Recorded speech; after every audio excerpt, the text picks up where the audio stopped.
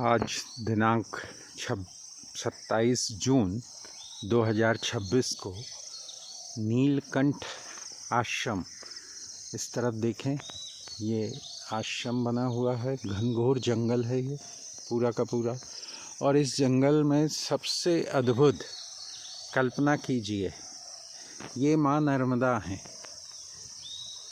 अपने उद्गम स्थल के पास माँ नर्मदा के स्वरूप को देख कर एकाएक यकीन नहीं होता कि अपनी इस संपूर्ण यात्रा में माँ नर्मदा आगे जिस विशाल रूप को धारण करती हैं, उसकी शुरुआत इस लघु रूप से हुई है।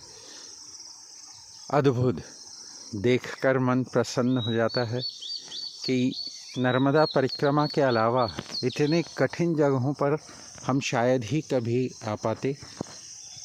ये जंगल देखें, और सबसे बड़ी बात, इस जंगल में भी परिक्रमा वासियों की सेवा करने सन्यासी साधु आसन जमाए बैठे हैं।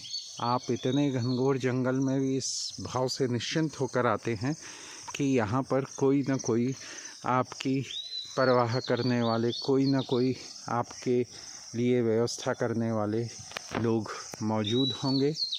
तो माँ नर्मदा के इस स्वरूप को आप देखें और फिर इस बात को विचार करें कि सूक्ष्मता से बड़प्पन तक की यात्रा में माँ नर्मदा कितनी ही नदियों को अपने में समाहित करके उन्हें अपना ही नाम देकर उसी आदर और सम्मान का हकदार बनाती हैं, और शायद यही उनके उतने विशाल रूप को ग्रहण करने का एक राज है। माँ नर्मदा के इस स्वरूप को नमन करते हुए हम अब आपको आश्रम भीतर से दिखाएंगे। ये श्री गणेश जी महाराज की प्रतिमा देखें आप, और यहाँ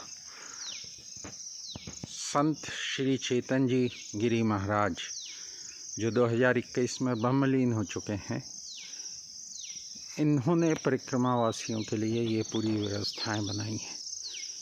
इतने भीतर घनघोर जंगल में इनके प्रयास सराहनीय है, अभिवंदनीय है। यहाँ से आगे बढ़कर देखें तो आपको वो आश्रम दिखाई देगा जहाँ पर हमने रात बिताई है। पूरी तरह से प्रकृति से सामंजस्य बिठाते हुए यह आश्रम बनाया गया है।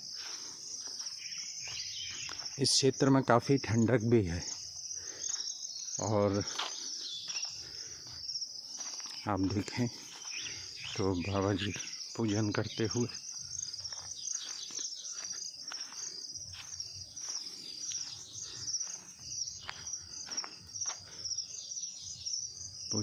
हुए बाबा जी अब यही यहाँ की सारी व्यवस्थाएं देखते हैं। और अब वो जगह दिखाऊंगा जहाँ पर हमने रात्र में विश्राम किया। ये वो कुटिया है जहाँ पर हमने विश्राम किया है, और ये बरसाने वाले बाबा जी हैं जो आज इनकी परिक्रमा 7 महीने 1 दिन के अथक प्रयास के बाद पूर्णता की ओर अमरकंटक में संपूर्ण होगी। और ये हमारे दूसरे परिक्रमावासी सागर जिले के हैं। इनका कठिन सफ़र है क्योंकि इनकी परिक्रमा ओंकारेश्वर जी में पूर्ण होगी। उन्हें बहुत लंबा रास्ता तय करना है, और ये वो जगह जहां हमने रात्रि विश्राम किया।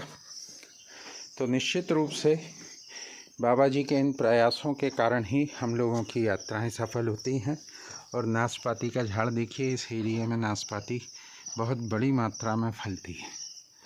आप ध्यान से देखें, काफ़ी नाशपाती लगी हुई है। तो यहीं से हमारी आगे की यात्रा अमरकंटक की शुरू होगी। तब तक के लिए नर्मदे हर।